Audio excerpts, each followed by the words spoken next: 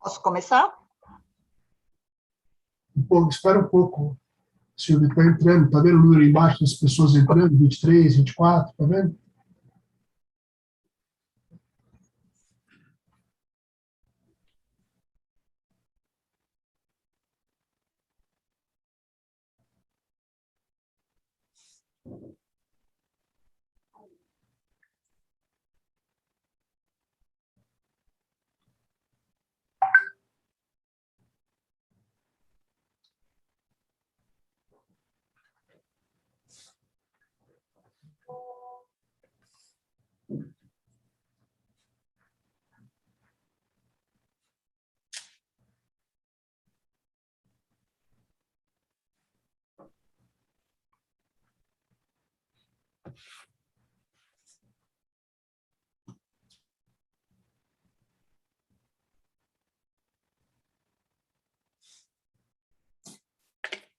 Bom dia a todos, um prazer enorme estar aqui com vocês para fazer a abertura desse nosso 15º Research Workshop on Institutions and Organization.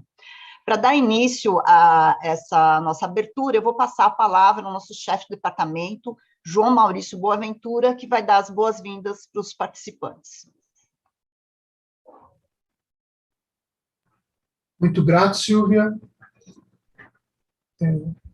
Sejam todos muito bem-vindos. Bom dia a todos. Boa tarde, eventualmente até boa noite. Eu não sei onde você está, mas onde quer que você esteja, seja muito bem-vindo ao nosso evento. Eu gostaria de salientar que, se porventura, in case you speak English, tem um botão aqui no Zoom, there is a key here in the Zoom called Interpretation, que você pode, então, mudar para ouvir a tradução simultânea. So you can change for a simultaneous translation if you click on that button. Então, é uma grande satisfação estar aqui presente. Eu quero, inicialmente, parabenizar, em nome da Silvia, a organização desse evento, que é tradicional e, como nós sabemos, é de altíssimo nível. Eu também quero congratular os organizadores pela excelente programação, né, do dia de hoje, né, temas extremamente interessantes, em particular para aqueles que estão ligados à pesquisa. Também quero dar as boas-vindas aos nossos conferencistas, aos nossos speakers, que, pelo que conheço, vários que estão aqui e sei que são pesquisadores muito importantes, né, conhecidos pela sua trajetória e pela sua pesquisa. Então, também dou a boa-vinda a todos aos conferencistas e palestrantes. Desejo, enfim, né, que vocês tenham um excelente dia de trabalho. Aqui, tá certo, do Departamento de Administração da FE, nós estamos à disposição, né, no que for necessário. E na expectativa que em breve, né, quem sabe no próximo ano, esse evento ele possa ser uma vez mais presencial e a gente se encontrar novamente, né? É muito bom, tem muitas vantagens essa questão online, mas tenho certeza que muitos já estão na expectativa de encontros presenciais. Então, fica aqui a minha mensagem de boas-vindas. Muito obrigado. Muito grato, João, muito obrigada aí pela abertura. Eu vou compartilhar uma tela aqui.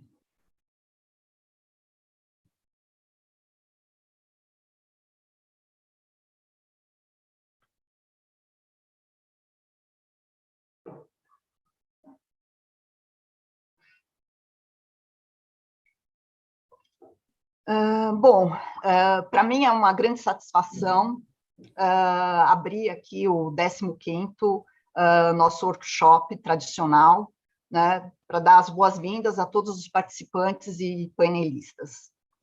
Este ano, contamos com a presença de vários pesquisadores, brasileiros e internacionais. Lembro que, apesar da facilidade da forma online propiciar essa interação, a maioria dos que aqui estão tem tido uma participação constante e significativa no seminário ao longo de quase 2 décadas, com apresentações e discussões de temas emergentes na área de economia das organizações. Em especial, o 15º workshop, com a temática Contratos, tem o objetivo de prestar uma homenagem a uma amiga querida de todos nós, a pesquisadora Cássia Watanabe, que infelizmente de forma prematura nos deixou este ano. Cássia nasceu na capital paulista em 1968, morou em Paris, Varne, Pisa, mas, como ela própria dizia, se encontrou e adotou o recôncavo baiano, em especial Cruz das Almas, na Bahia, como sua terra. Nos últimos anos em que lá viveu, se dedicou à docência e pesquisa na Universidade Federal do Recôncavo Baiano, no Centro de Ciências Agrárias, Ambientais e Biológicas. Graduada em Administração pela Fundação Armando Álvares Penteado e em Direito pela Universidade Presbiteriana Mackenzie, realizou o doutorado em Ciências Políticas pela Escola Superior Sant'Anna de Estudo Universitário e Perfeccionamento em Pisa, na Itália. Se especializou em Direito Agrário pelo Instituto de Direito Agrário Internazionale Comparato. Como ela dizia, foi acolhida por vários ilustres professores, entre os quais muitos aqui presentes: Annie Royer, Claude Menard, Gaetano Martino, Décio Zilberstein, Jos Bittman e Emmanuel Renaud. Foi visiting research no Centro de Análise Théorique de Marché, o conhecido ATOM, na Universidade de Panthéon-Sorbonne. Na Universidade de Economia, Administração e Contabilidade, a nossa FEA,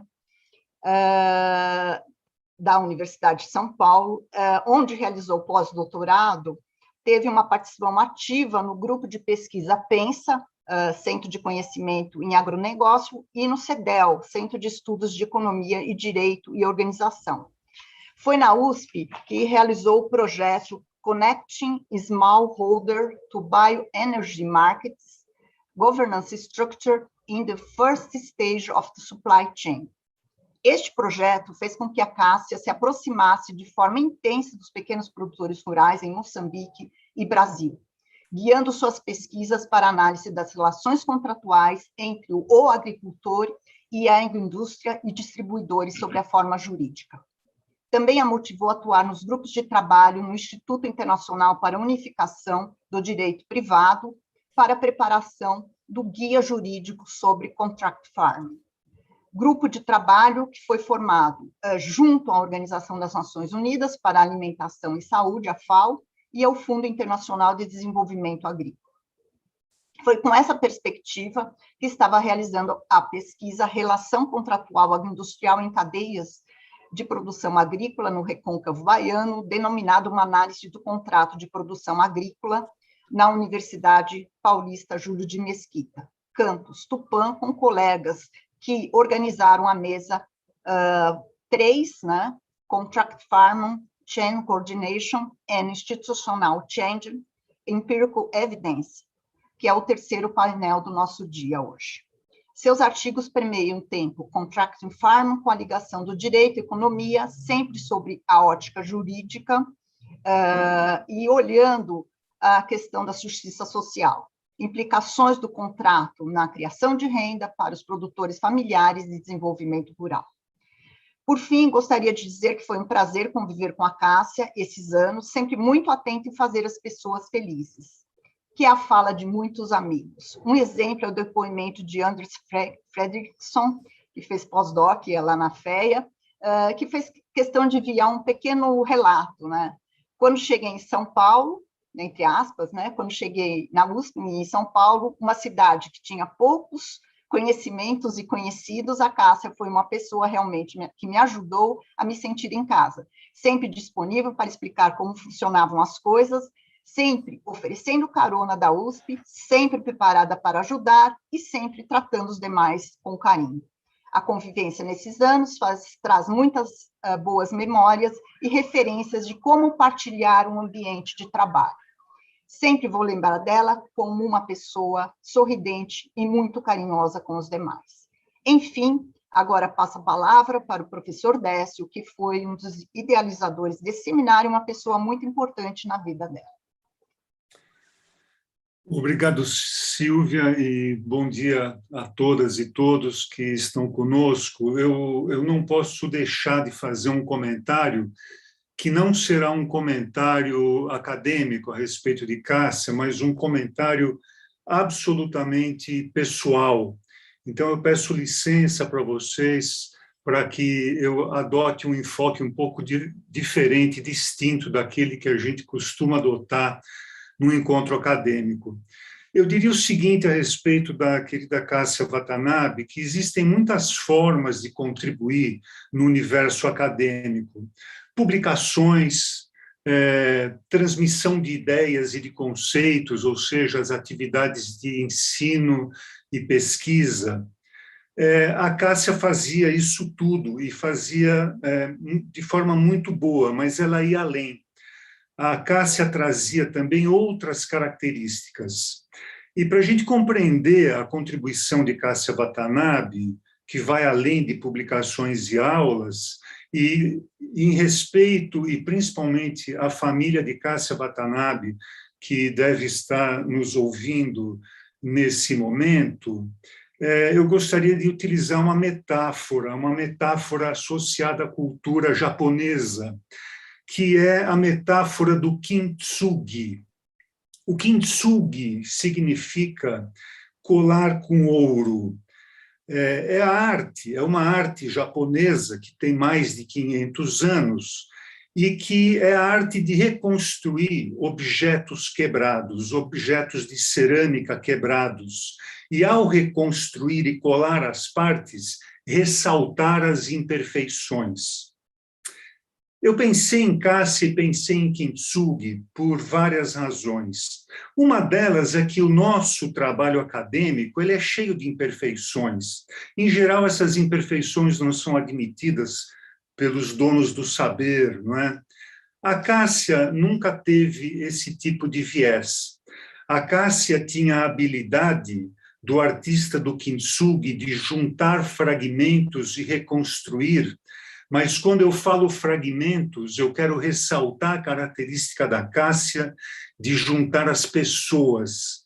A Cássia, ela costumava reorganizar, sem que ninguém percebesse, o ambiente onde ela estivesse, de forma muito discreta, mas de forma muito eficaz.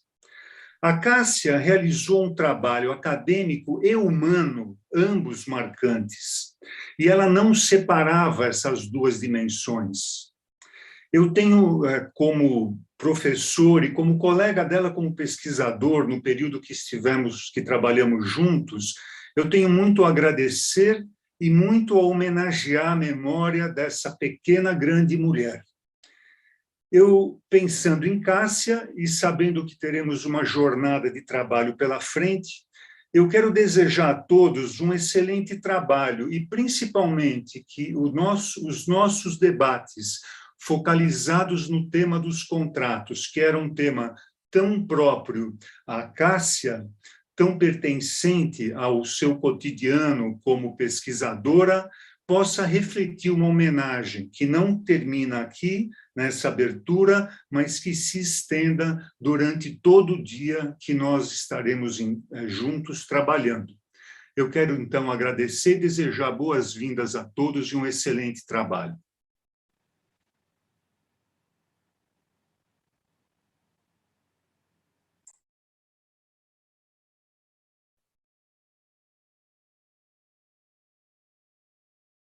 Bom, eu gostaria de passar para o mediador da próxima mesa, né? Da primeira mesa, né? O professor Paulo Furquim Azevedo. Paulo, um prazer enorme estar com você aqui. E aí avisar também para o pessoal que está assistindo que essa mesa vai ser em inglês, mas que tem um ícone, um globo embaixo, que vai ter a tradução para o português, para quem quiser ouvir em português, tá? Paulo, por favor, a palavra é sua. Agradeço muito você estar aqui, é um prazer enorme estar com todo mundo aqui. Infelizmente, a gente não pode se abraçar e fofocar, né, como a gente costumava fazer nos nossos seminários. Obrigado, Silvia. Obrigado demais pelo convite. É um prazer enorme. Eu vou passar para o inglês daqui a pouquinho, mas eu não posso deixar de falar algumas coisas aqui sobre o que vocês acabaram de dizer também. É um prazer muito grande participar desse evento. Agradeço demais o convite e fiquei muito tocado aqui pelas palavras que você, Décio, que fizeram nessa introdução para a Cássia. Realmente um momento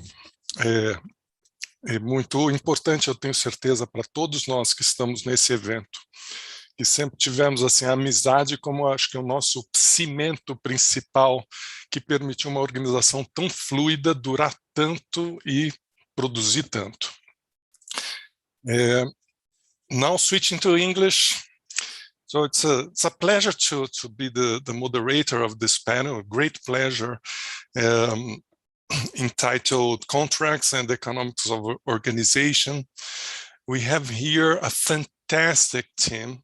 So also, again, I thank Silvia for organizing the whole event, in particular this session that is really amazing. I think we have here an incredible amount of high quality research, citations, papers in the same section. Researchers that are a reference in our group. Also, we have an incredible amount of years of friendship. And exactly what I was saying in Portuguese seconds ago, this friendship is I think the glue that allowed this group, the research workshop, institutions and organization, to really work properly and move to the future. I mean, 15 meetings is really an achievement. I will not provide you a detailed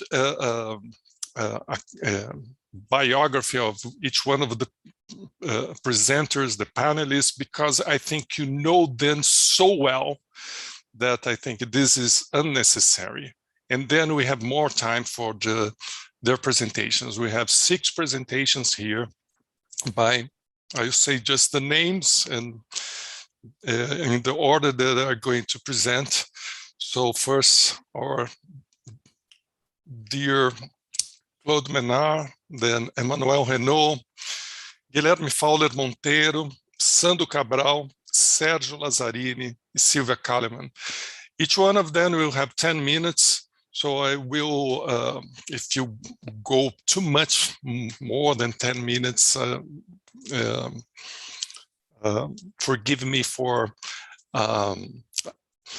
warning you about that, okay? So without further delay, let's move to the presentations. And Claude, it's a huge pleasure to have you here and to see you and listen to you right now. Please, you have the floor. Thanks, Paulo. A pleasure to have me with you. It's not really true, but it's virtual, unfortunately. But it's I'm very pleased to be part of this panel, and I thank both Silvia and all her staff for organizing that, and all of you for participating. Let me share the screen now, if I can do that. Wow, I did it. Let's hope that it will work. Yes, okay. You see that? Okay. You hear me? Yes. Yes, okay, okay. Okay, so I'll make a short presentation of the issue of contracts and their dimension, but let me start with personal remember first of Cassia. I've known Cassia for quite a while before she passed away. She went to Paris and we interacted the years after. And this is the image I want to remember, and I think we want to remember from Cassia. You know, beside her academic career, she was a very nice person, life lover, liking to be with friends, drinking good beer like we see in this picture. So Cassia, we will remember you. Cassia worked on contracts when she was in Paris. So it's very appropriate to have a panel that is focusing on contracts. Within 10 minutes, I will be very brief. What I would like to do here is just to point out an issue that I think is relevant for understanding what Cassia tried to do, which is that there are two dimensions to contracts. What I would qualify as a horizontal dimension when we talk about contracts as modality to organize transactions. And there's a vertical dimension, which refers to contract as a modality to embed transaction into very specific institutional settings. And very briefly, I will discuss these two dimensions here. Let me start with the horizontal dimension, that is the dimension along which contracts are very important in organizing transactions. This has been the dominant approach among economists.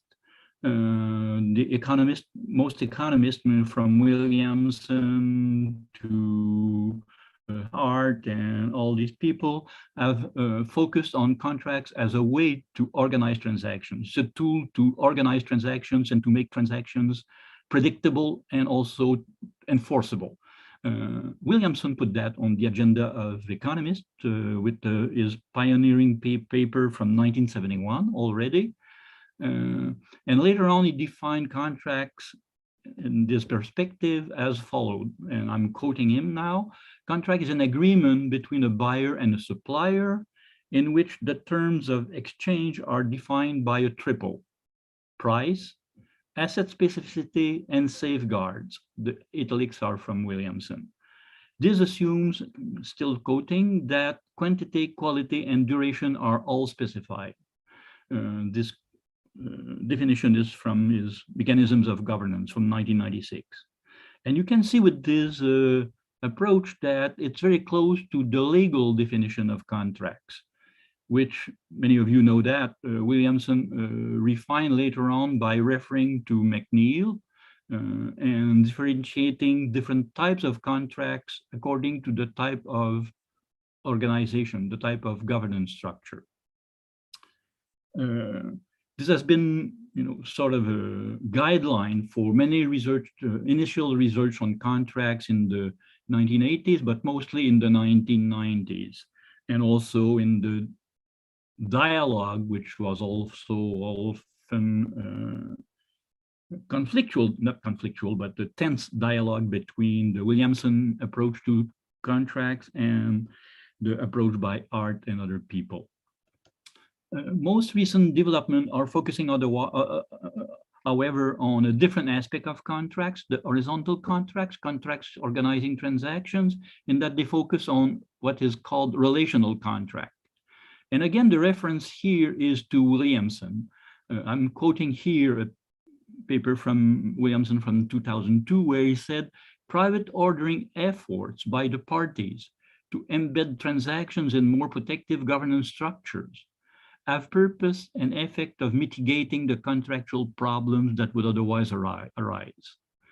So here he is linking a little more the contractual approach to the structure of governance, to the mode of organization. And I think that's a very important step, and that opens the way to the literature on relational contract, very much identified these days to Gibbons and, Zanarone and a lot of young researchers working on a new approach to contracts. And I'm quoting Gibbons here, where he called these type of contracts, the relational contracts, well, more generally, the contracts as varying according to, I'm quoting, the trinary distinctions between one, transactions that are priced using the market mechanism, versus second, those that are governed within a single organization, integration. That's the classical distinction between market and hierarchies introduced by Williamson. And third, and that's the important point in this approach to relational contract, those that are governed by non-integrated settings, like franchising system and all other types of hybrids.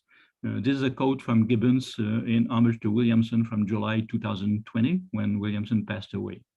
And 2B is, as many of you know, what I investigated a lot in my literature on hybrids, but several other people have been doing that, using the term hybrids or using other terminology. But the main point is that these are different modes of organization, distinct from markets and distinct from hierarchies, and in which relational contracts play a key role. Now, that's enough for the horizontal aspect, because it's well known among economists these days, you know, the role of contracts in organizing transactions. But I think there's another dimension that is much less developed and that is now attracting more attention, which is the vertical dimension, by which I mean the institutional embeddedness of contracts, the role that contracts play in embedding transactions into an institutional setting. And amazingly, this is what Cassia was dealing with in her dissertation in 2008, 2009, something like that. And she was dealing with that, which is a difficult issue, you know, how contracts are embedded in an institutional setting, because it requires exploring devices and mechanisms through which contracts are embedded in institutions. And there's not much in literature on that aspect till, you know, basically till the 2010-2015 period. Indeed, the literature on these issues of vertical integration of contracts initially focused mainly on legal embeddedness. That was true from McNeil already in the late 70s, who was a legal scholar. This is also true from Alan Schwartz in the 1980s, 1990s, who is also a legal scholar. So for a long time, you know, this institutional embeddedness of contracts was equivalent to the legal embeddedness. However, recent developments help refining this analysis, and it does that by differentiating, identifying different institutional layers. And I'll focus on that briefly.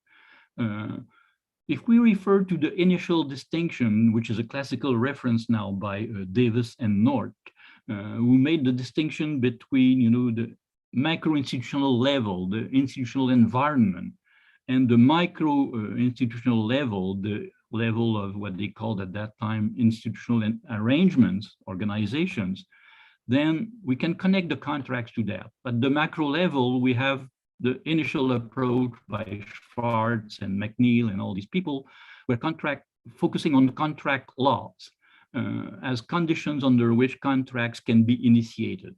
So this is the role of parliament, constitutional courts, where they define conditions of establishing and monitoring contracts, the general legal conditions. And at the micro level, we've had the literature of the 1980s, 1990s about contracts as modality to organize transactions, the standard Williamsonian approach, type of contracts, what type of contracts we have, are contracts within firms different from contracts on market, what's the status of labor contracts, and so forth. But there was a missing link here. What are the mechanisms through which contract clause are transmitted, are transferred to micro institutions in order to be implemented, and ideally to be implemented in an appropriate way? And this is the research that is going on now in many, although the terminology is not stabilized yet. Some are talking about intermediate institutions. Several of us are talking about meso institutions. And these meso institutions are the set of devices and mechanisms for implementing contracts, adapting the general rules to specific circumstances, like in the agri-food industry, for example, monitoring the rules that have been defined at the legal level, enforcing contractual rules. Enforcement is a key issue in contracts. You know, there's a lot of contracts that cannot be enforced or are poorly enforced and make them inefficient. And this is the role of courts. These courts can be public or private. Indeed, there are private courts. So for example, with Emmanuel, we worked on an example of private courts with the case of the trade mill sector in France. There are regulators, arbitrators, and so forth. There are different mechanisms to implement contracts, and the set of these mechanisms define what we identify as meso institutions. Now I'm running short of time, so I'm going to finalize that, summing them up. What is interesting is that CASIA became involved very early on this vertical dimension. In looking at the legal dimension of contracts. This is what she did when she was in Italy, and she tried to continue to work on that in France. And she did that at a time when not that many tools were available to her. This has been enriched a lot over the recent period, but at that time there was not that many tools, so there was a problem of conceptualizing this and using adequate tools. But at least she pointed out the issue, which was interesting. And I think that now that these research has been developed a lot, there's a lot of literature now on these meso or intermediate institutions. There are special issues of prestigious journals about that. I think that the door is open for the young generation who is listening to us, we hope, to explore more rigorously the different dimensions that characterize contracts. Contracts are not a linear aspect. They have these two dimensions, organizing transactions, and connecting transactions to different institutional layers. And I think that's very important for understanding how market economies are actually organized. So let me just finish with one more personal souvenir with CASIA. One of my visits to Sao Paulo, we decided I wanted to visit the marketplace. So we went to the central market in Sao Paulo. And as you know, it's very crowded with small streets and so forth. And CASIA was worrying a lot about what could happen to me, that I get lost or hold up or kidnap or whatever. So she sort of played the role of bodyguard. We had these little women carrying me everywhere and making sure that I didn't get lost. So that's also a very good souvenir of CASIA, visiting the marketplace with CASIA. Thanks for your attention. Many thanks, Claude, not only for sharing your view on contracts so well established, but also sharing your experience with CASIA, both in the field of in the academic field. I mean, the areas that she was working, but also this personal experience that was so interesting to recall. And so let's move ahead. Now I have another excellent researcher and also close friend to CASIA and to all of us. So please, Emmanuel, you have the floor. Okay. Bom dia. This is unfortunately the only thing I would be able to say in Portuguese, but just to share the picture that Claude put on the screen. I mean, I was there. I was in front of what I could call the 3 Brazilian graces, and it was a very fun moment. So let me try to share my screen. Tell me if it works. Well, what do you see?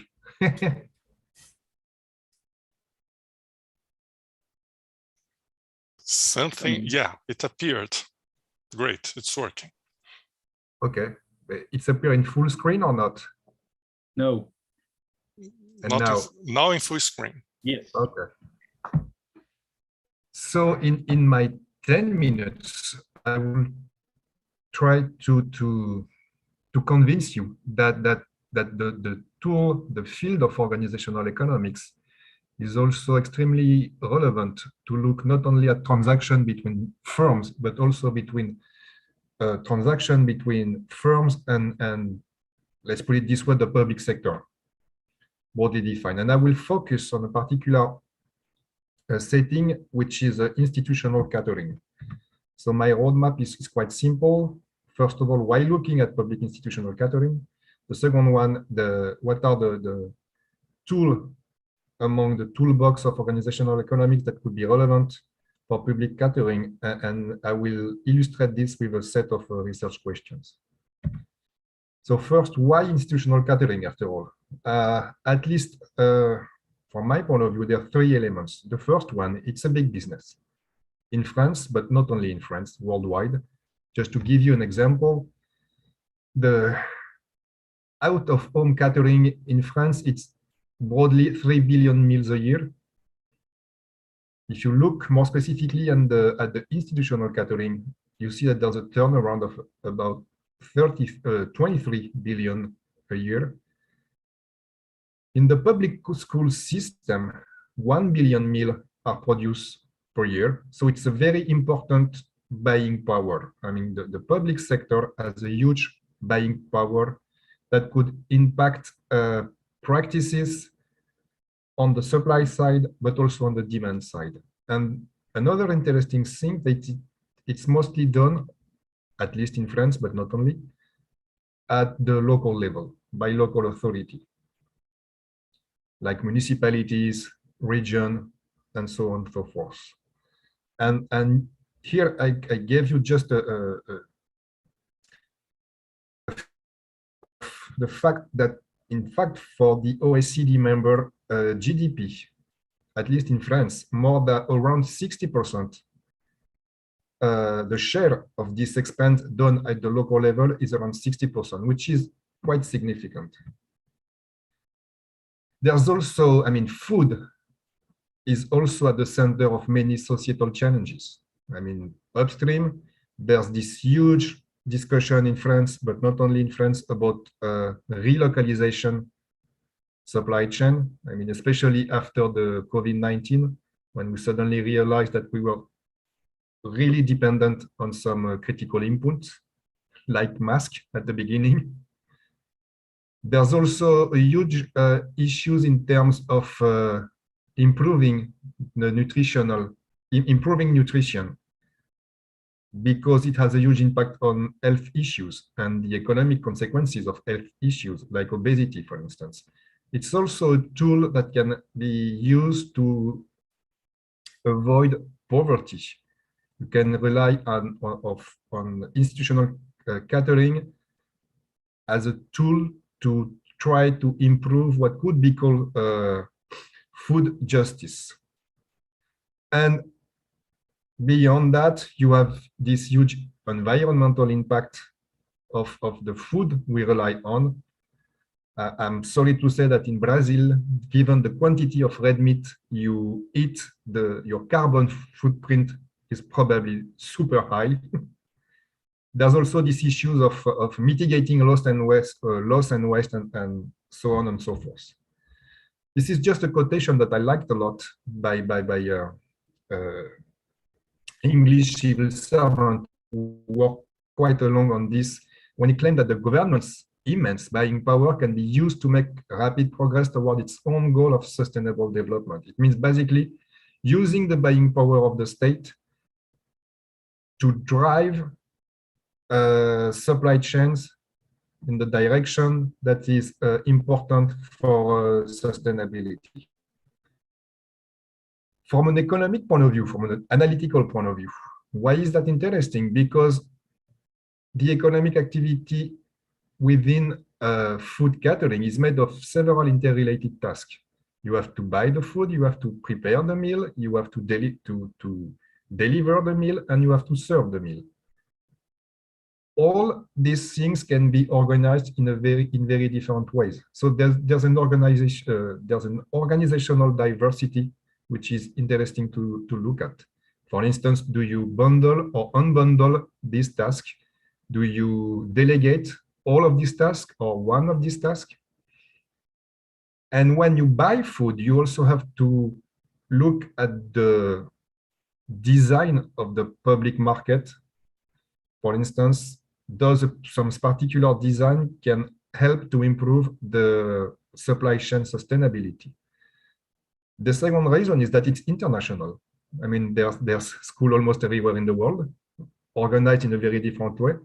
And the third one, it's a politically sensitive issue, at least in France, but I'm sure that it goes beyond France. So the analytical framework I rely on in my work is to combine insight from organizational economics. You could call that the economics of public-private partnership if you want, but that goes beyond, I guess. And you have to introduce also political dimension. And I really like this quotation as well when the guy sends, the folks said that when something goes wrong in the public sector, I mean, there's the risk that it transforms a management issue into a political problem. So some research questions that are interesting from my point of view. At least in France, municipalities have the choice of either making the food catering themselves or delegating it. So it's the classical make or buy decisions applied in a transaction between private sectors and the public sectors. If you decide to outsource, another issue is how to design the contract with your supplier. If you do the service yourself, I mean, if you integrate the service, the question is how do you design the public market in order either to save money and or to improve the sustainability of the food you buy. So for the first question, the important thing from my point of view is to try to take into account explicitly, and this can be done in a variety of ways, of the political factor. I mean, quite easily, and I guess the answer is no, is are leftist municipalities, so to speak, or mayor whose political color is from the left, do they have a higher probability to do the service themselves or not? It's one way to introduce political factor, but it may not be the most relevant one, actually, relying only on the political color of the mayor. The second one, which is interesting also, I like this field of research launched by Pablo Spiller, introducing this issue of third-party opportunism and the consequence of that on the design of a public contract. And we are doing some work on that, contrasting what is called public rigidity in PPP contract versus a private-to-private contract for the same services, which is food catering. And there's some interesting result out of this. The third research question is, if you decide to do the service in-house, you have to organize the public market. So there's a lot of research going on. Some of them are submitted, some of them are still in research projects. We look, for instance, at the driver of the percentage of organic food in public school food procurement in France, because there's some diversity. We also look, I supervise, or I co-supervise, to be more honest, the Anna Carolina PhD on the drivers of the percentage of family farm product in school food procurement in Brazil. We also looked, for instance, of the splitting award procedures or public market allotment. Does it help to improve the sustainability of the food we rely on? What am I doing on time, Paolo? I just one more slide. You're okay. Okay. So now, beyond organizational economics, I think there's some interesting things to look at in I don't know how to call that, political economy literature, or the organization of the public sectors. We can see that in France, for instance, food policies are designed at various administrative levels. I mean, for instance, elementary schools are under the control of municipalities. What we call college, which is between 11 and 14, 15, are organized by the department. Lycée, high school, between 15 and 18 years old, the schools are organized at the regional level. So you see, and all this level may have a claim on food policy. So one question, for instance, and this is very related to the literature on the organization of the state of fiscal federalism, see which level is best suited for food policy design and implementation.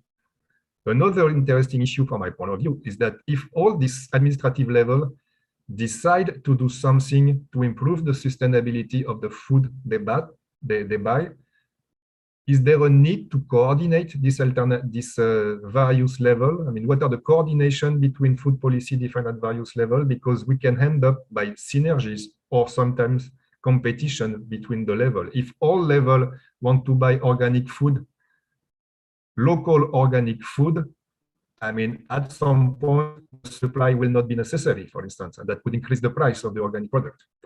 And here again, the political factor, I think, is very important.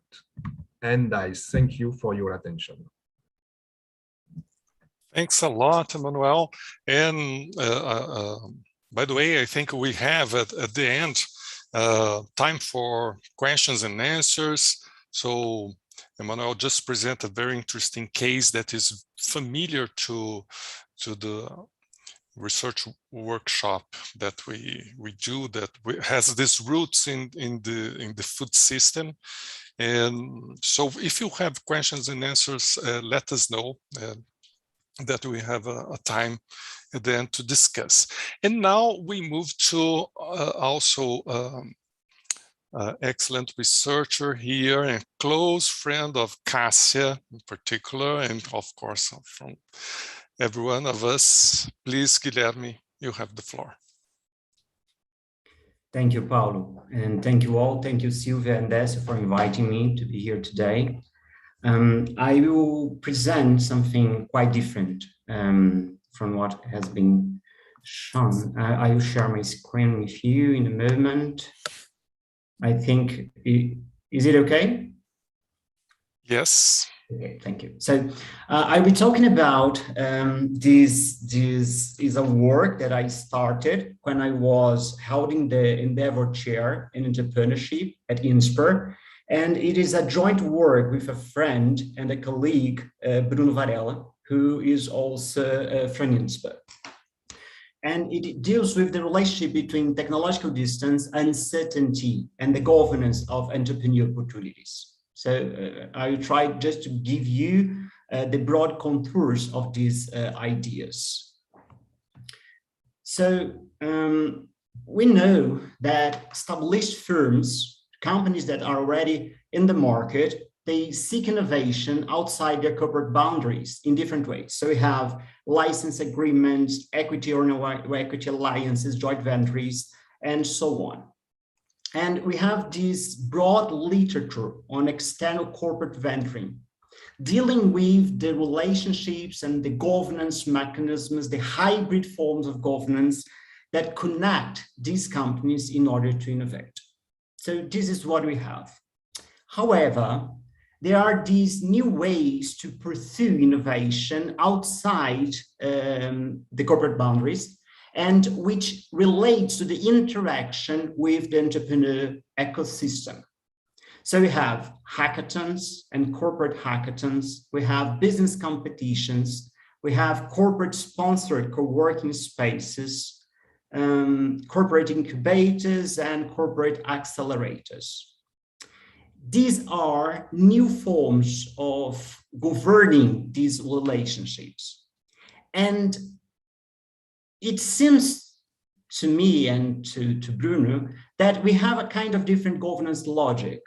And we are talking about a kind of Schumpeterian rents. It means the rents that are related to the adoption of an innovation not widely used. So companies are seeking Schumpeterian rents by connecting in different ways with the entrepreneur ecosystem. And this is a kind of puzzle.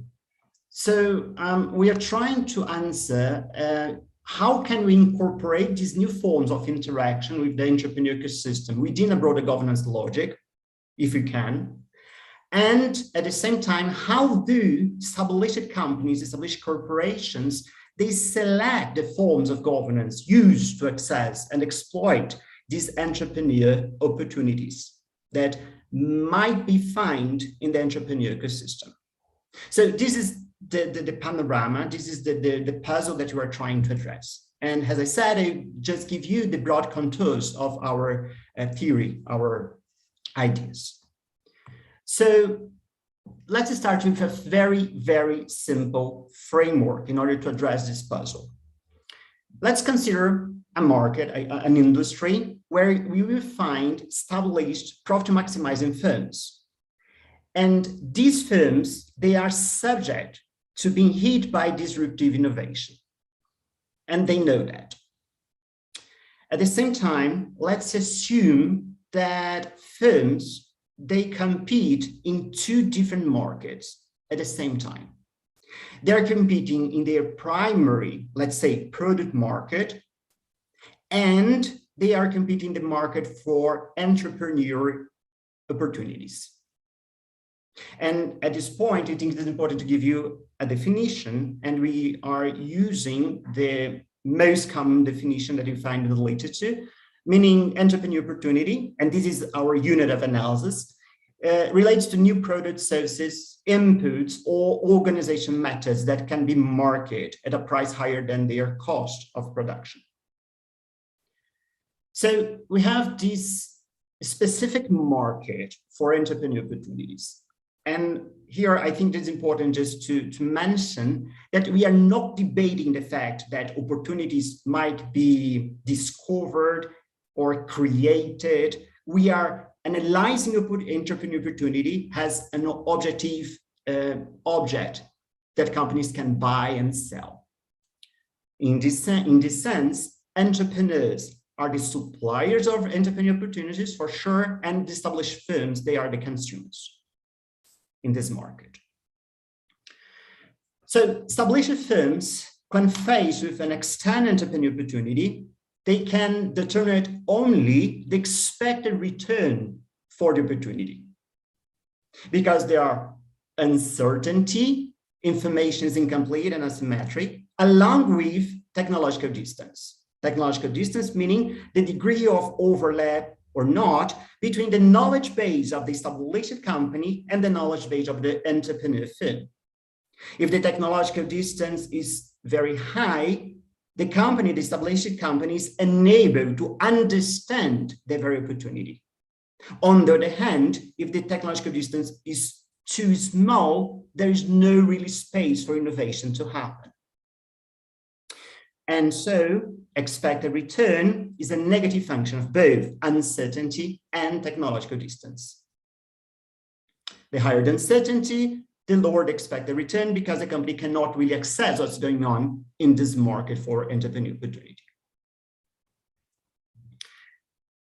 Regarding the governance mechanisms, and for now you really may realize that we are following the quite of traditional transaction economics logic. So the cost of assessing this market relates to governance mechanisms. We have corporate venturing in these different broad ways of happening, along with these new ways. And by reflecting and thinking about these different governance mechanisms, and I must say, by talking with people from the market, we came with this characterization. We have what we called an opportunity control mechanism that is very, very closely related to corporate venturing. And we have different degrees of control within this group, but this is the basic characteristic of all these governance mechanisms, the control of the opportunity. We have market scanning and scanning the entrepreneur market or the market for entrepreneur opportunities. And it relates to hackathons, business competitions, corporate sponsored co-working spaces. These are governance mechanisms that companies might use in order just to take a look, to have a look, or to have a glimpse in the market for entrepreneur opportunities. And corporate incubators and corporate accelerators, they relate to what we call opportunity support. Of course, these three different governance mechanisms, they have different cost structures. I'm not going through all these aspects, but just to be sure, we have different fixed costs and different variable costs. When you talk about market scanning, for example, we have the fixed cost, but that is quite low, just related to this configuration for the space, for a hackathon or for example, this co-working space. And when you go to variable costs, you have the time spent by the company managers in order to assess or to support a hackathon, along with the prize money that relates to it. If we talk about opportunity to support, that's corporate incubators and corporate accelerators as an example, we have fixed costs related to the permanent structure that it demands for this corporate accelerator incubator to be in place, along with managerial effort to understand and learn about entrepreneurial opportunities that are supported or nurtured within this accelerator or incubator. And have the variable costs mainly related to potential internal misalignment or let's say inadequate exploitation of the opportunity by the company. For a company may have corporate accelerator, but it does not mean that a company will be able to exploit opportunities that might be nurtured within this corporate accelerator. And this is a potential high cost that it might have. And we considered three conditions, which I will just state here. The first one is that as uncertainty increases, the costs of supporting and controlling the opportunity increase faster than the cost of scanning the market. And I have to say that this is a very quite intuitive result. It relates to the literature of real options, for example. The second condition, as the technology distance increases, costs of controlling the opportunity increase faster than the cost of supporting it. And it relates to the very definition of technological distance. The higher the technological distance, this is going to be more difficult for companies just to understand the entrepreneurial opportunity. And then the cost of controlling will be higher, or it will go faster than the cost of supporting it. And finally, when uncertainty is low and technological distance is zero, the variable cost of controlling an external entrepreneurial opportunity is less than the cost of supporting the opportunity. There's nothing to lose. As an established company, I understand what's going on. I can control the opportunity. The result of the model, and I just present the basic result, is that we can really map the choices that are going to have regarding market scanning, opportunity support, and an opportunity control. We consider the level of uncertainty, the technological distance, and the potential internal misalignment that we may find within the company. And this is the internal misalignment within the established firm. It's interesting to note that the opportunity support, it might happen in two different situations. When you have low uncertainty with high technological distance, which makes sense, or when you have low uncertainty, low technological distance, and high internal misalignment. We have shift parameters to the model. These are conditions that we consider as fixed, but might influence the equilibrium that we have achieved. The first one is the level of competitive pressure. We have assumed a very competitive market for established firms. It might not happen. You have a monopoly or a oligopoly. Firms' alternative strategic objectives. Firms' overall level of success with corporate entrepreneurship, and a related aspect, the firm's prior knowledge of the market of entrepreneurial opportunities. So you might have this path dependence aspect, which may work for good or for bad. For good in the sense that the company might already know the market and know how to navigate the market, or it has established for itself a track that's not very good, not really the best one, but is going to keep in this track due to path dependence. So these are the very, as I said, the broad contours of the theory. For sure, I have spent less than 10 minutes, but I'd like to thank you and thank Silvia for inviting me to be here. And I'm glad to answer any question that people may have. Thank you, Guilherme. Wonderful photograph. And you notice that we had now a completely different area of application of this framework of theory of contracts and economic organizations, and also more conceptual and different from what Emmanuel, that had also the conception interacting with the empirical. And now we move to Sandro Cabral. Sandro Cabral, our dearest friend. Please, Sandro, you have the floor. Good morning, all. Thanks so much for inviting me for this panel. Well, it's a huge pleasure because a lot of meanings here. It's a group of friends, first of all, and thanks my friend and mentor, Paulo Furquim, who I met 26 years ago.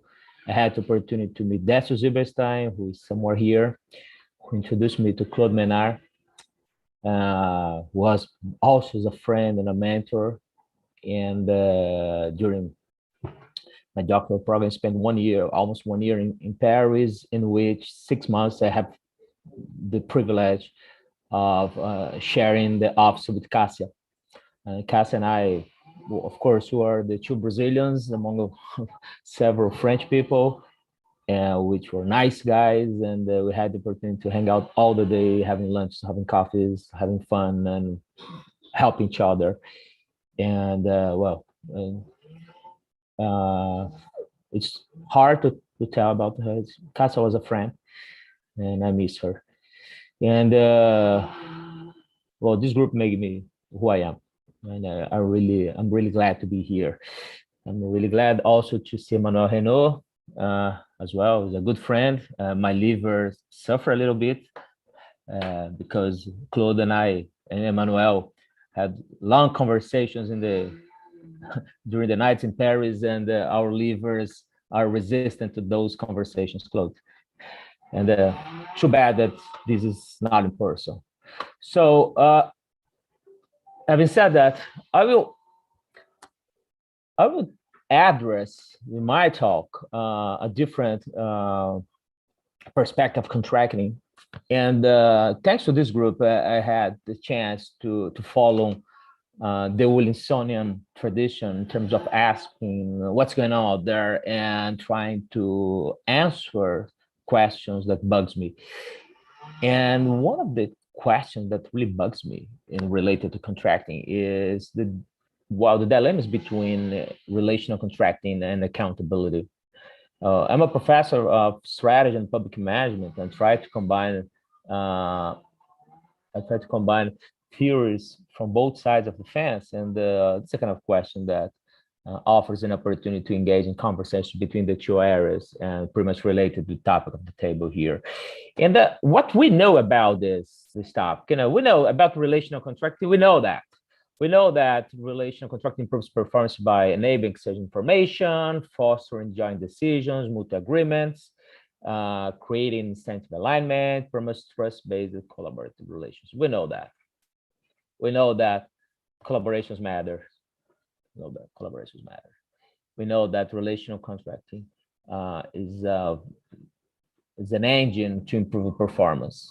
And as I said, I'm a strategic management scholar, so all my life is about thinking, what's in the right side that influence the left side. It's performance. So that's my hammer here.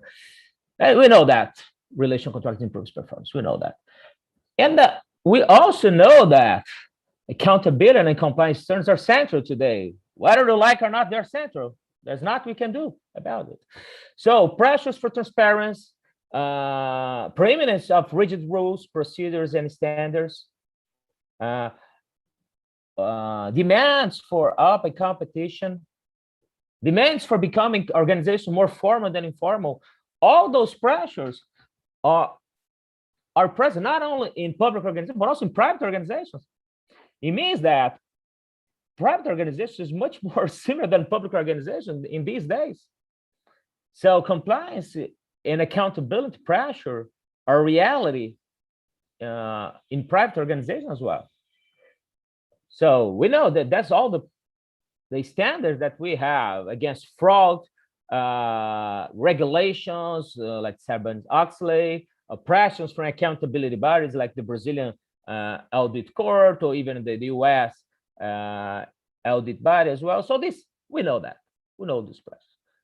But what we don't know yet, again, so we know this I was almost forgetting, private companies are struggling by accountability standards as well.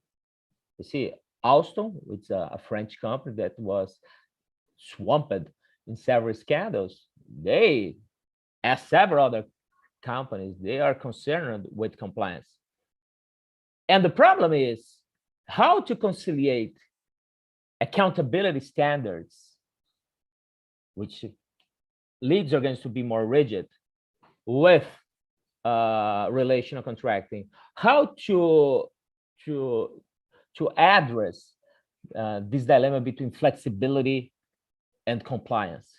And this is a problem in the private world. Imagine an auto company with several suppliers, a million of suppliers,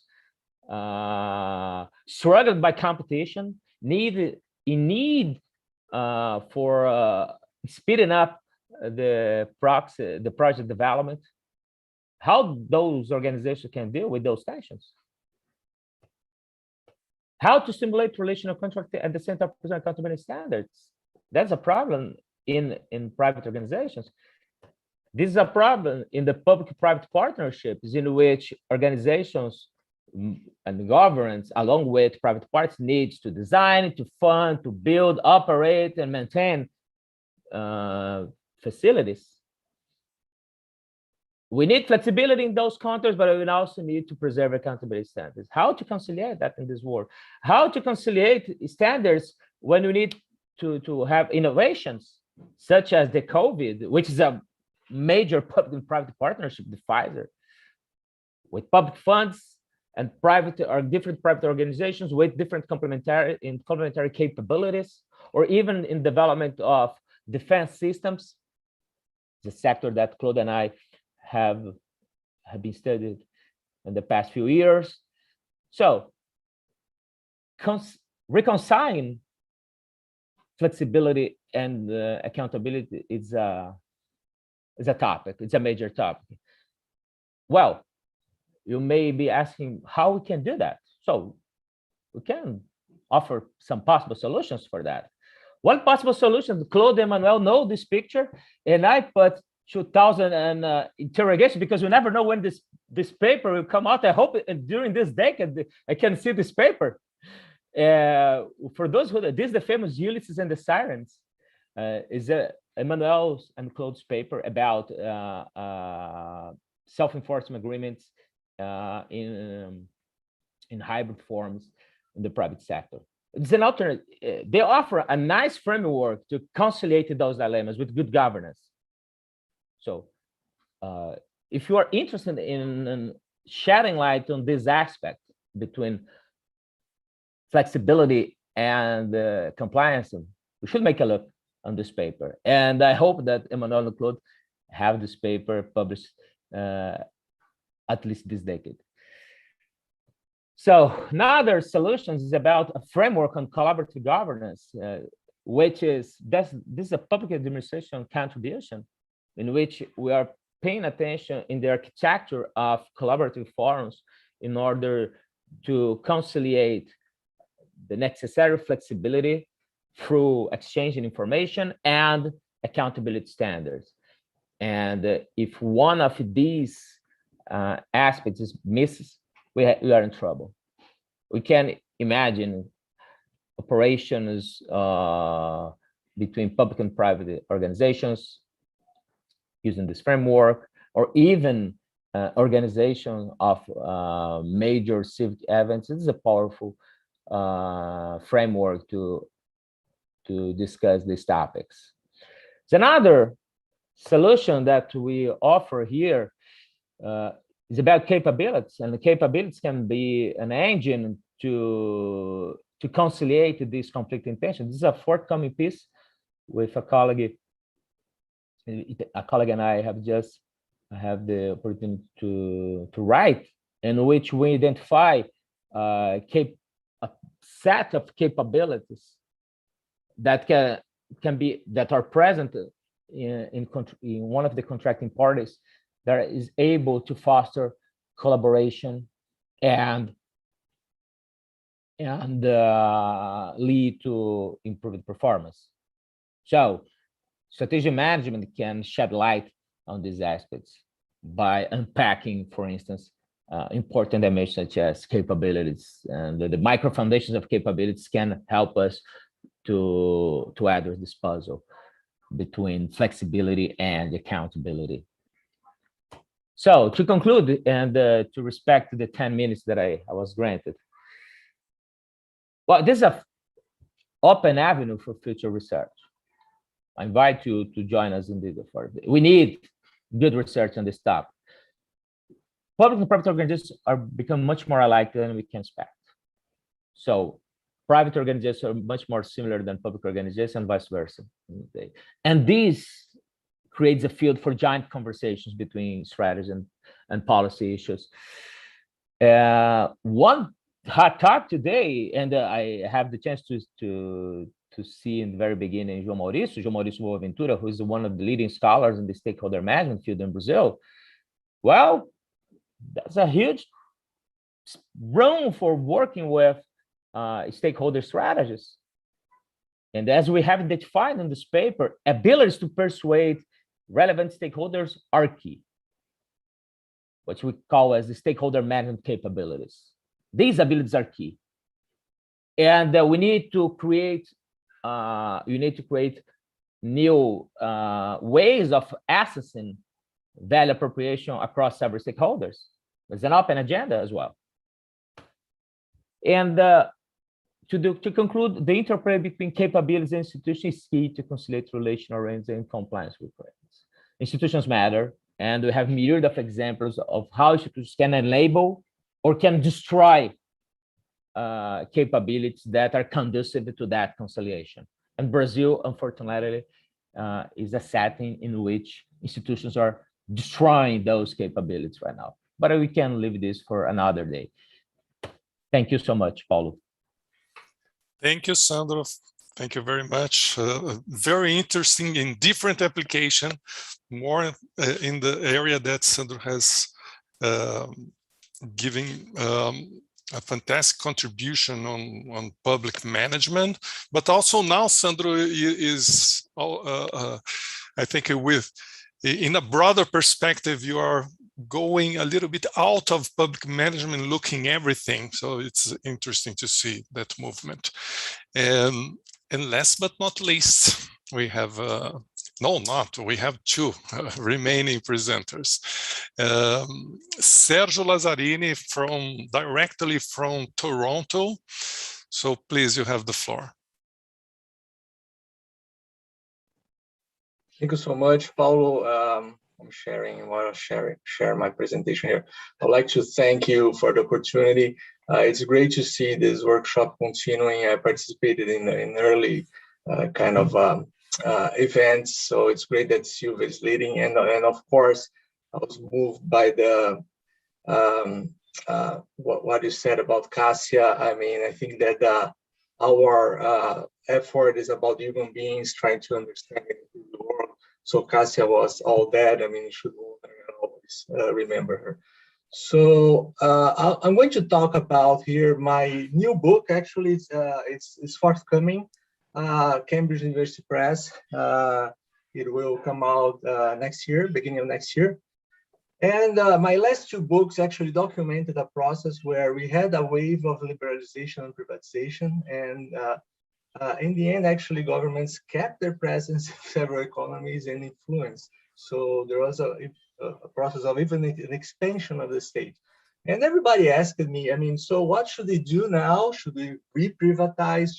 So I decided to write this book. So, and this is the actual cover of the book. And if you know that paper, you may recall that this is alludes to Coles' famous Lighthouse paper, where Coles argued that public goods are not necessary, even though this is a common argument, right, in both theoretical and practical discussions. Even today, I mean, public goods are not do not necessarily require public management. So this is not actually if a good is public or generate public benefits, etc. It's not a necessary argument to have a state-owned firm.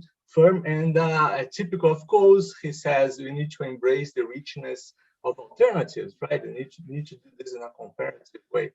I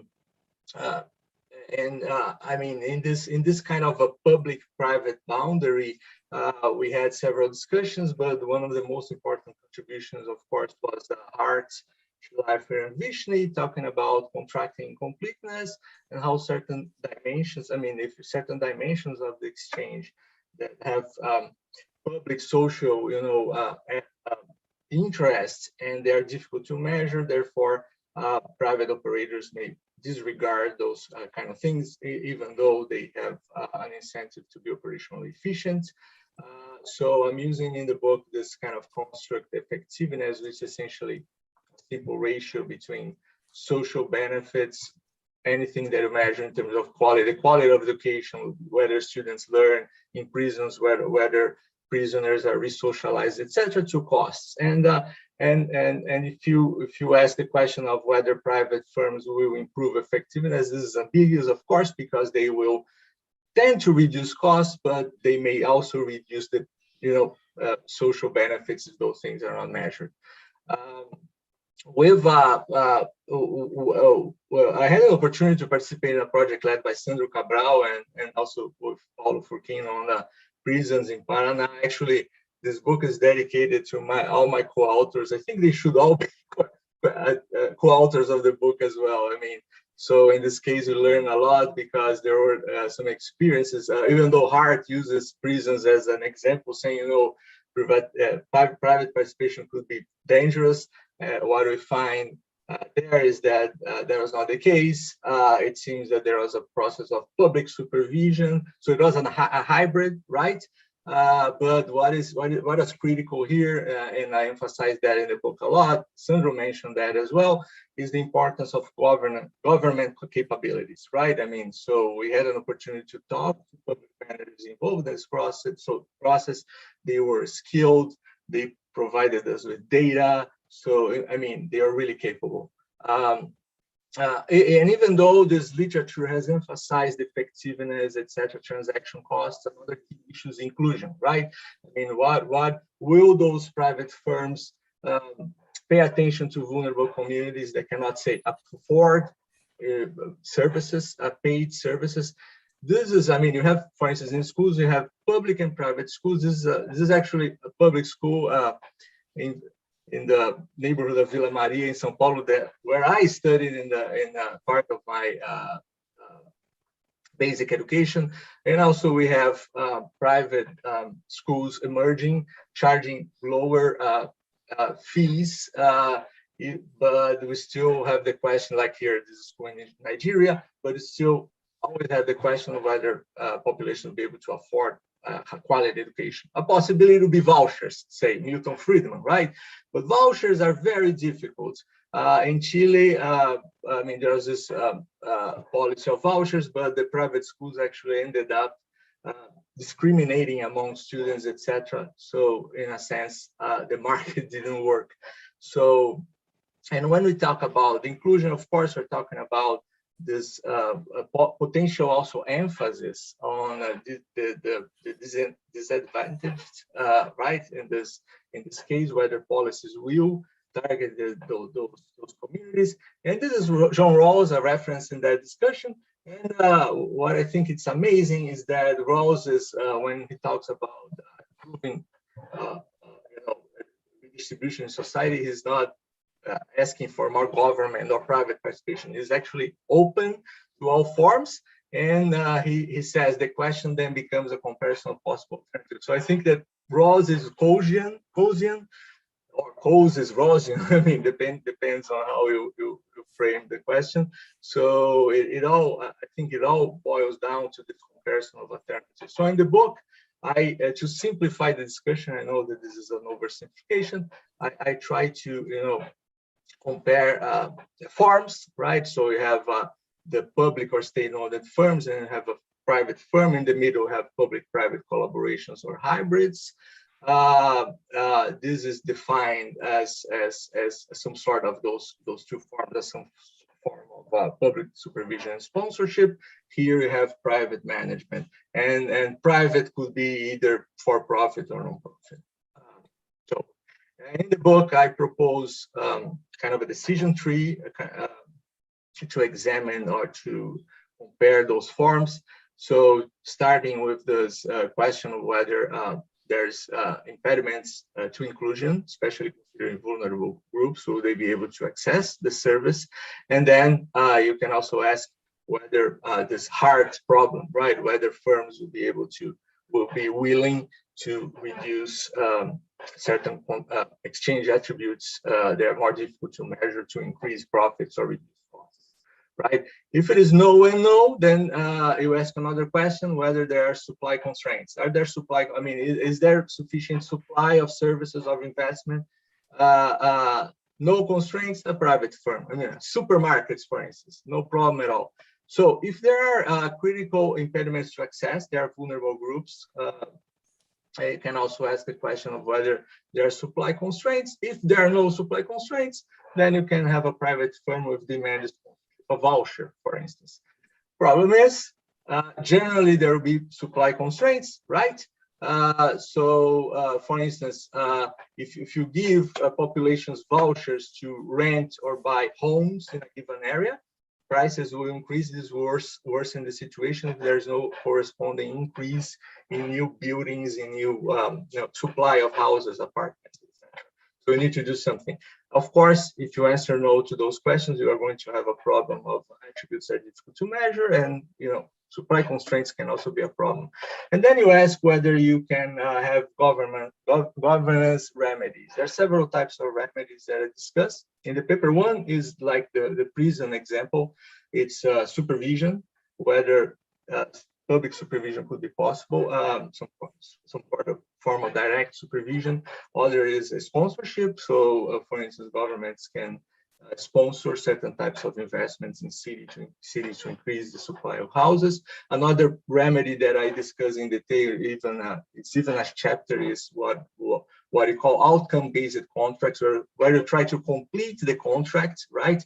Measuring attributes that are associated with externality variables. So if it is yes, if you can apply those remedies, then you have public-private collaborations in all their forms, right? There's a huge variety of public-private collaborations. And if it's not, it's a public firm, right? So, for instance, in Chile, they have this kind of a system of vouchers for housing and credit in housing. However, there's a very critical, vulnerable group of customers who are not able to access those things via markets and via private firms. And for this reason, they kept a state-owned bank targeting those kinds of those groups. Okay, and to finalize, I mean, I will present, this is just a discussion that I also have in the paper, using those Williamsonian curves, but in this case, it's inspired by Gibbons, actually. Gibbons has a chapter using more or less this kind of framework. So vertical axis, the effectiveness of the service. You can also argue in terms of inclusion here. And then you have in the horizontal axis, this hazard, right, of a potential neglect of quality attributes that is to verify. So generally this reduces effectiveness, but more so for private firms, right, which will have this incentive perhaps to cut costs at the expense of those attributes. So it seems that here, right, you have greater effectiveness if you have private firms here, if you have public firms, right, as per my previous argument. And this is the mistake, the kind of error, right, the loss in effectiveness if you make the wrong decision here, right? I mean, you lose that amount of effectiveness if in this case you decide to keep a state-owned organization instead of a private firm, and the reverse occurs here. Critical aspect in the book is to discuss government capabilities and how they improve things. A usual argument is that, well, government capabilities may make state-owned firms better and will increase or expand the boundaries of the government. And I actually argue that that is not the case, because public government capabilities will affect both curves, actually. They will move the effectiveness of the public sector firms upwards, and it will pivot this kind of curve of the private firm. Why? Because governments will be better capable of monitoring private firms, creating standards, quality standards, etc., etc. So it seems, therefore, that in this case, if you are either here or here, if in this case you could have a private firm but you have a public firm, doesn't matter. I mean, the error is right, the difference is really small. In this case, same thing. So one of the conclusions of the book is that capable governments will actually be able to operate with a more plural set of arrangements, governance forms, etc.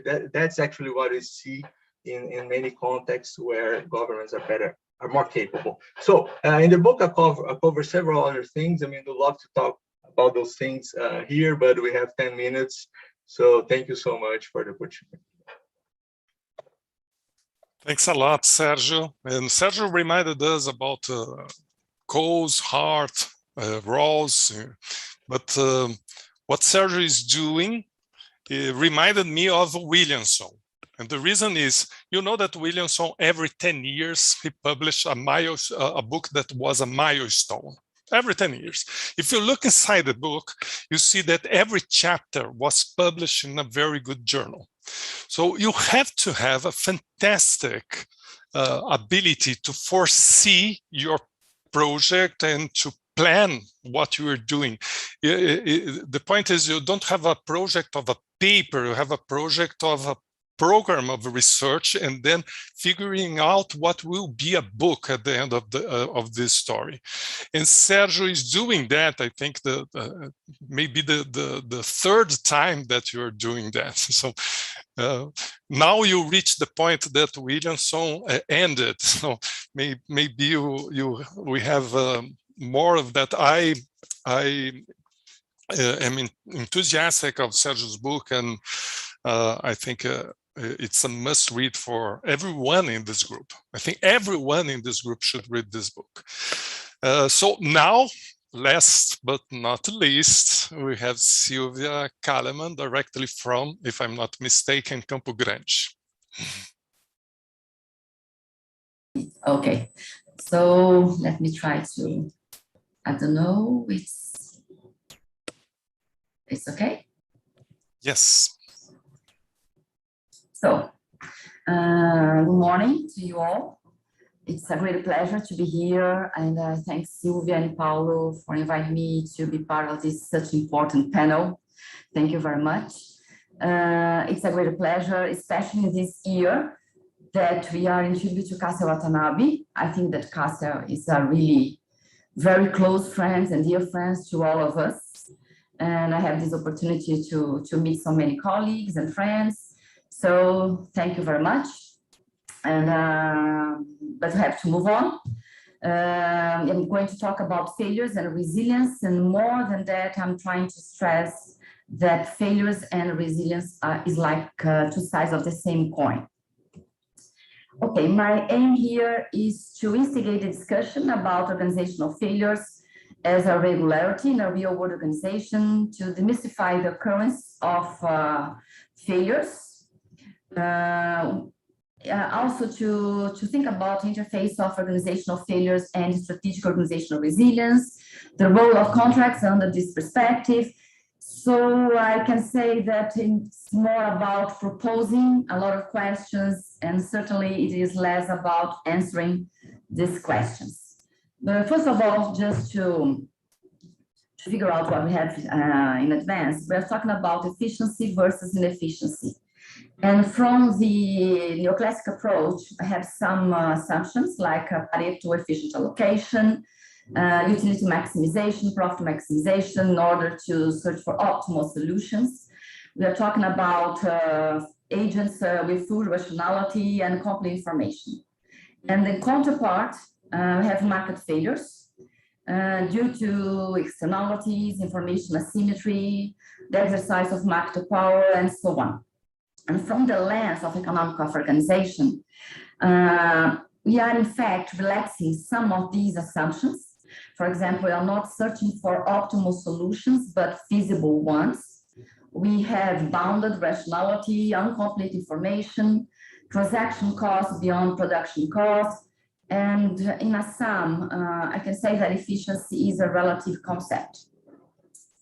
And in the counterpart, I can say that organizational failures step inside the circle of real life. And it's not me who is saying this. I quote Willis and Barnard. Wilson defends that organizational failures are little exploited by organizational theories. Barnard argues that failures are the regularity and not the exception within real world. But from an astrophysical perspective, in quoting Marcelo Glaser, which is a Brazilian astrophysic, I can say that failure is a little bit more than a regularity. It is also the beauty of the world. And according to Marcelo Glaser, despite our need to find perfection and symmetries in everything, the power of nature comes from asymmetries and imperfections that manifest themselves from the world of subatomic particles to the universe as a whole. So we have to pay attention to imperfections, to asymmetries, and so on. But back to economics of organization, some assumptions and concepts. And some of these assumptions regarding organizational failures, I can say I'm sharing these assumptions with Guilherme Fowler, who is with us here in this panel. We are talking a lot about organizational failures and resilience in a working paper that is in progress. So organizational failures derive from the value dissipation along the transaction process. Organizational failures is a phenomenon that represents the deterioration of the firm's ability to efficiently coordinate its internal and external resources. Organizational failures result from an efficient allocation of guarantees in the face of attributes variability. And from that, we can address some questions like what's the role of contracts to face organizational failures? What is the pattern of contract failures under the scope of economic of organizations? Or even if it's there any pattern in failures? I'm really not sure about that, but anyway, some questions. And objectively, from the organizational failures perspective, we can approach it from at least main 6 dimensions: informational, institutional, political, behavioral, cognitive, and structural. And we can pose questions like how do contracts enhance or mitigate failures, for instance, from information asymmetry? How do contracts enhance or mitigate failures from weak property rights? How do contracts enhance or mitigate failures from digital economics, technological disruptions, and so many other questions that we can address from the perspective of transaction costs. But at this point, I'd like to ask you to slow down a little bit, because it's not so easy to talk about failures. Nobody wants to talk about failures. We don't want to talk about our own failures. We don't want to talk about our organizational failures. But in the opposite, everybody is talking about resilience. So it's like say that resilience became a fancy topic. We all want to talk about our own resilience. We want to talk about organizational resilience. But I would like to say that we must be aware of it, because failures and resilience, I advocate that there's like this two sides of the same coin. And resilience could be thought as a function to how firms react to failures. And I will come to this later. Okay, so what about organizational resilience? Literature on resilience focuses on organizational response to crisis. The term primarily refers to the ability to resist and recover from a setback or return to a stable state after the setback. Organizational resilience is the ability to survive in time of crisis and thrive in the face of uncertainty. And I would like to stress this last part of the sentence, because when you realize that resilience is more than recovering from a setback, from a crisis, from a shock, and more than return to a stable condition before the shock or before the setback, we are thinking about resilience from a strategic perspective. So we think resilience as a source of strategic resource. So organizational resilience can help companies to return to their normality or even improve their performance.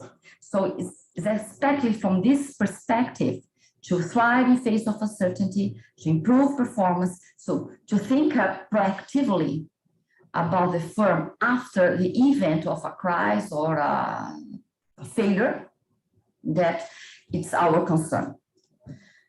So the study of resilience involves understanding failures.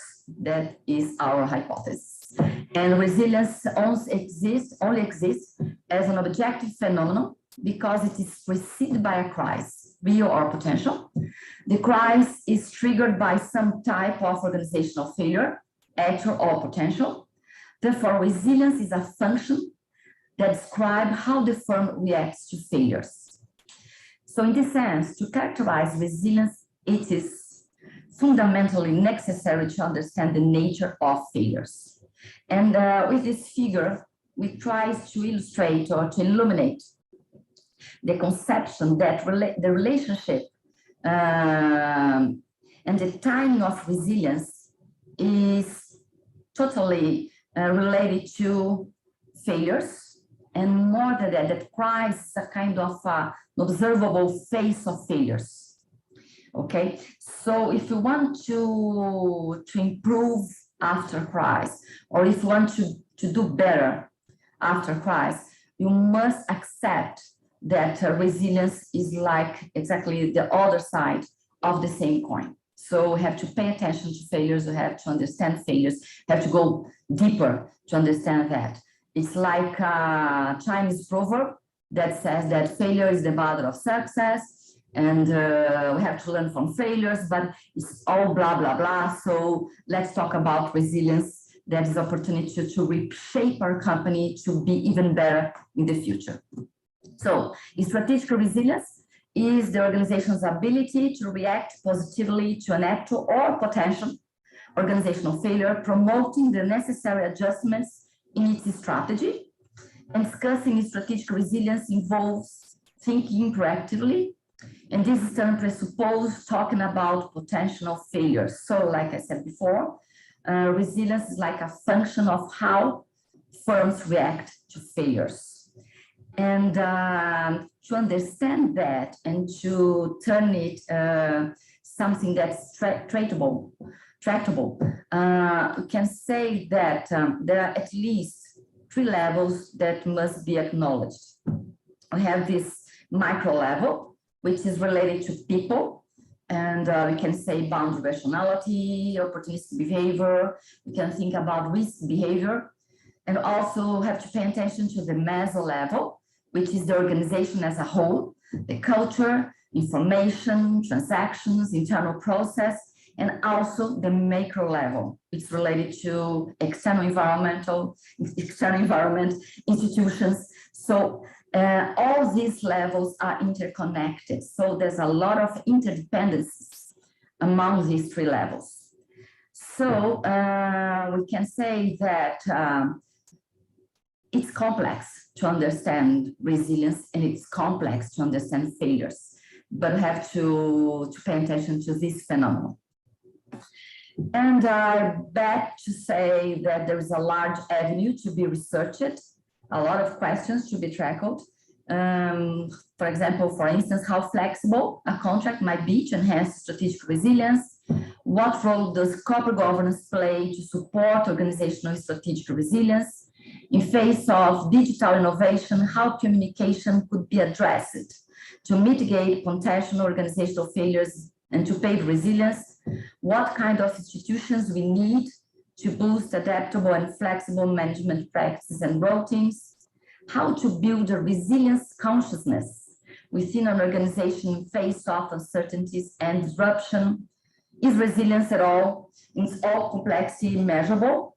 So there are so many questions to be addressed and handled. Some of those questions we are working with PhD students and with this, like I said, this working paper that I am developing with Guilherme Fuller.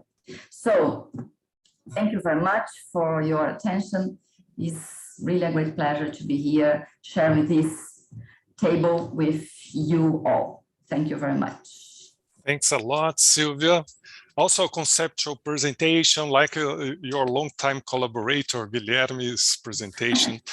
We do have questions, both from the audience. I do have questions for every paper, but we don't have time to pose all the questions and to have the answers for the questions. So I will, and we want to finish on time, which is like a culture of our group here to really be strict on time. So we have just 4 minutes. So I will pass the word for every one of you to just final remarks, but final remarks in less than 1 minute is just final words. If you have any advice for young scholars, that's one of the roles of our workshop. Please do it, but limited in time. So, Claude, you were muted, Claude. Sorry. I think there's a lot of complementarities between these different presentations. So I think that the best thing to say to the young scholars is look at these slides and at the recorded sessions and try to find your way in these different approaches that are very complementary. Thanks a lot, Claude. And now, Emmanuel, your final remarks. In 2 words, for the young generation, have fun in your work. I mean, find something which is socially interesting and work a lot and have fun. Yeah, you know, I subscribe a lot, entirely what you just said. Now we move to Guilherme. So I was thinking about Cassia now, and I think inspired by her life, I'd say, enjoy life and don't stick too much to your plans. Okay, thanks a lot, Guilherme. And now, Sandro. Well, thank you all for the opportunity for being here. Echoing Emmanuel, having fun. While you conciliate amusing and hard work, you're gonna be happy. And I can say that I'm happy with what I'm doing. I could do this for free and people pay me for that. I'm blessed. Thank you. Thank you, Sandro. Sergio? Yeah, I mean, of course, I agree with everybody. Fun and passion, right? I mean, to do something you're passionate about, and that's what I try to do all the time. I mean, there's no point in being involved in this, those things just for the sake of, I don't know, publications or whatever. I mean, we are here to understand and transform the world and, you know, enjoy this process. Thank you. Thank you, Sergio. Sylvia? Okay, just to say to my students or the young generations that the real world is so fascinating. I have a lot to research, and it's really a great pleasure to be a scientist, a researcher, because I have this opportunity to, like Sandra says, to work in something that is really astonishing. Yeah, and well, thanks a lot for all the presentations. Really, I think brilliant, and Claude said it well. One of the advices is to pay attention to those presentations, very successful stories, and that also fun and passion may be together with hard work and intense research. I think we saw that on Cassia as well, and in everyone that is here. So exactly. But Paulo, when you are passionate, you forget about hard work. It's no longer hard work. It's only passion. Exactly. So exactly on time, we have a 15 minutes break, and then we return to other very promising panel here, New Research Frontiers and Applications with Décio Zilberstein, Gaetano Martino, Ana Royer, Ios Birman, and Paula Schneider, mediated by Tuca, Antônio Márcio Boinain. So we meet in 15 minutes. Okay, thanks a lot, and congratulations to our panelists. Thanks.